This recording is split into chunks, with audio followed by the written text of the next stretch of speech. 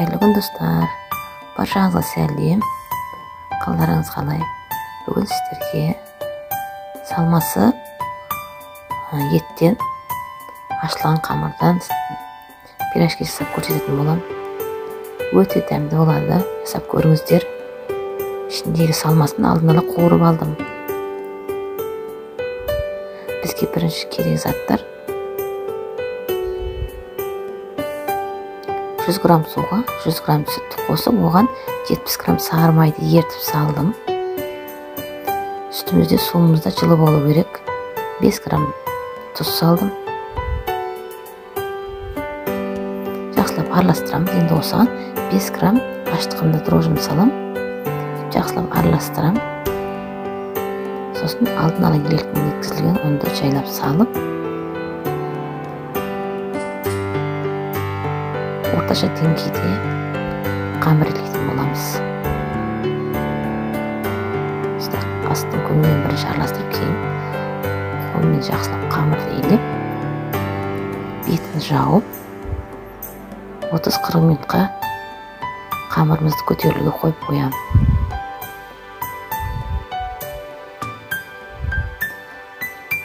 Негіз жылы жер болса өте жақсы көтеріледі. Неке қамырымыз 30-40 минуттан кейін осылай ашыды. Ашаған қамырымызды осылай кішігірім бөліктерге бөліп аламыз.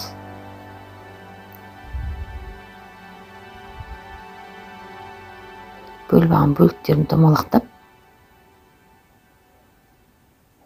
осындай формада дайындап қоям. Енді шетінен осылай жайып,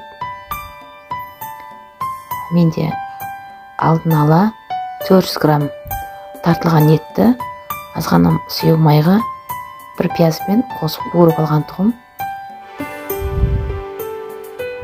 Мінекей осылай қуырып алдым. Енді ішіне салмақ осыны салатын болам. Салып болған соң екі шетін қайырып ішке қарай қолымызбен шымшып бөгіп шығамыз. Сөйтіп астына қаратып, бүккен жақты астына қаратып, осылай бәрін даярлап қойып аламыз.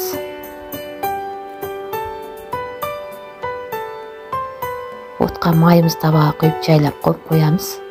Қыза беру керек май.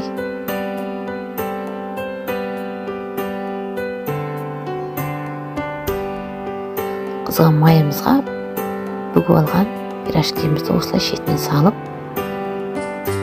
оттың қызу қатты болып кетпеу керек. Орташа отта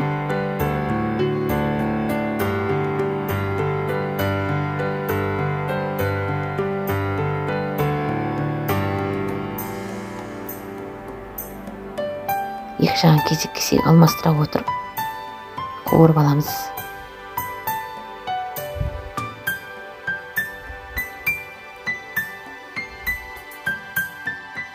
Біздің пирожкиміздің сыртындағы тестасы жақсылап піссе болды.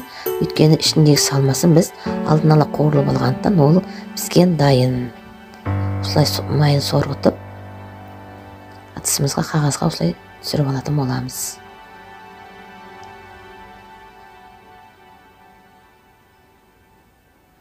Достар, егерде менің рецептім ұнаған болатын болса, каналға тіркеліп, лайк басып, коммент жазуды ұмытпаңыздар.